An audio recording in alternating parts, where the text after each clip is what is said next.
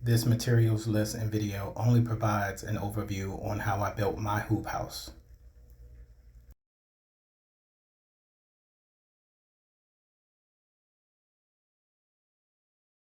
The T-connectors were used midway on each bin in order to provide the horizontal poles that will house the plastic sheathing.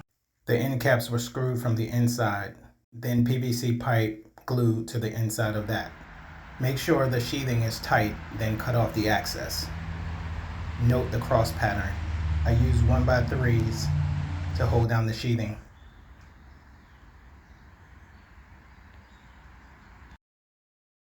Here is the final result.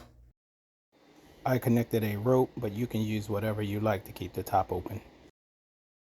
I fertilized with blood meal, bone meal, and eggshells. The arugula grew very fast, but I pulled it all up because I didn't like the taste.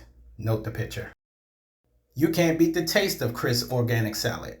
As always, thanks for watching.